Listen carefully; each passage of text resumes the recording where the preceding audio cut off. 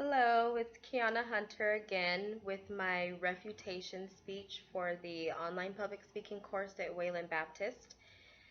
Last week, we were asked to do a persuasive speech on a policy in need of change, and I chose to speak on abortion and why it's so important for women to have a voice regarding regulations on her body.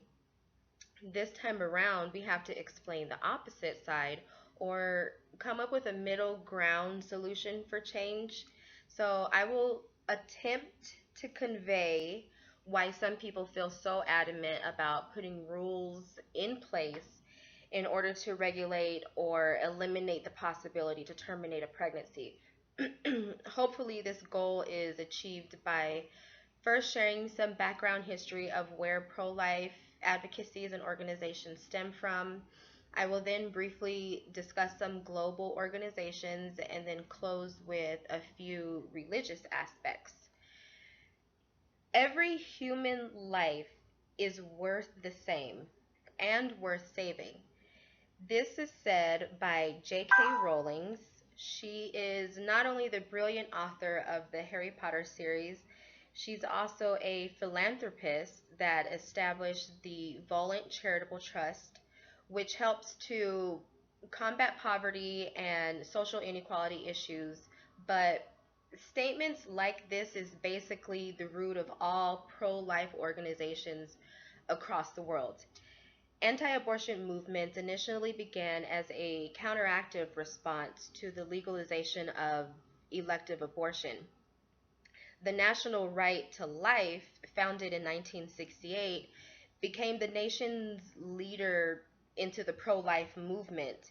This organization believes in restoring the legal protection to the most defenseless members of society, those threatened by abortions or infanticide, which is the intentional killing of infants younger than 12 months, also assisted suicide and euthanasia.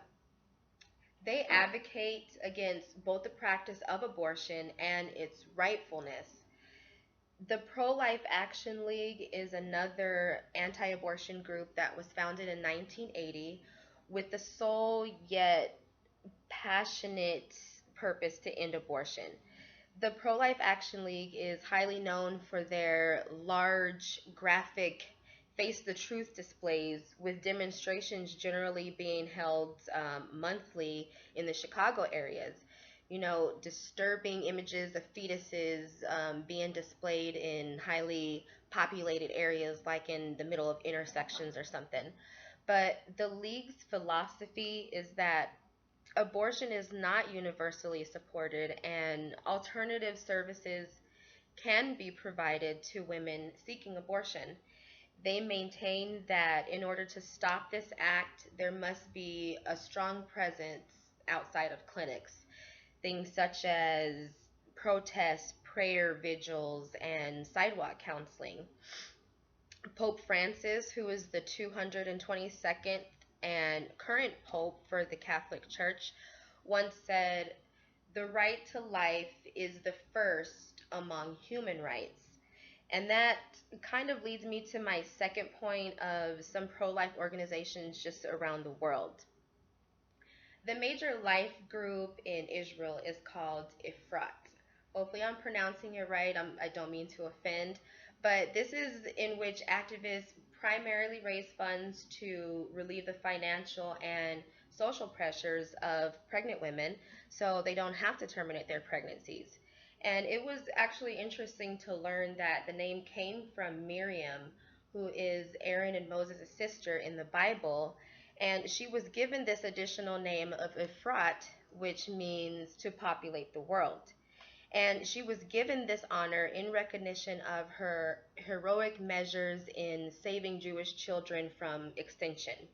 So, the goal of this organization is to inform women that are faced with any unwanted pregnancies that there are choices that don't end with an abortion. Lectures are being set up where informative pamphlets, CDs, videotapes are distributed, And they demonstrate the different phases of fetuses development and the rewards of parenthood. There's over 3,000 trained volunteers available to provide that one-on-one counseling for emotional support and physical assistance. And then we move into the United Kingdom, which has the Society for the Protection of the Unborn Children. And this non religious organization upholds the principle that there's respect for human life, in particular to the unborn child. They advocate that children need special safeguards and care, which includes appropriate legal protection before and after birth. Excuse me. The ultimate goal for them is to promote awareness and to recognize the obligation to defend those with no means to defend themselves. And oftentimes, this ties into the religious aspect, which is my final point. If you go to procon.org, details of a 2008 report of the percentage of about 15 different religious groups, either for or against abortion. Individuals that attend Lutheran, Catholic, Southern Baptist, or Assembly of God churches, they believe that abortion should be illegal, and in all cases, or most cases. And then you have Buddhism, in which there is no single view of regarding abortion.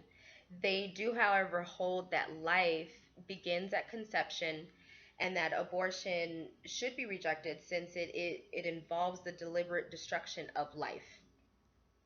The Dalai Lama said that although abortion is negative, there are exceptions that should be approved or disapproved according to each circumstance.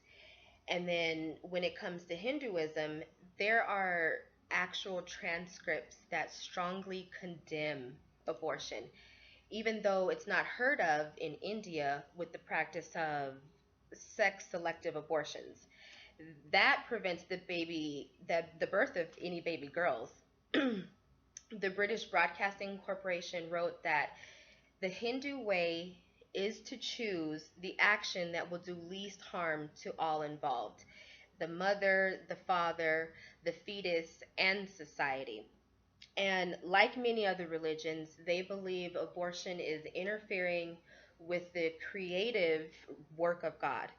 And then you have the Wicca religion that considers abortion to be a spiritual decision free from interference by the state or any politicians. So, in general, individuals and groups that advocate for the continuance of life feel that abortion is not only a debate about whether, our understanding of human dignity, but the ultimate violence.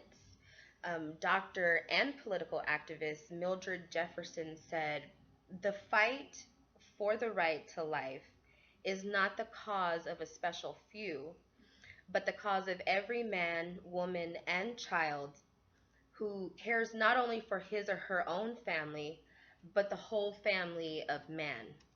So hopefully you were better to able to understand the stance on abortion from another side, with me giving a brief background to pro-life organizations as well as different points from other areas of the world and some religious views.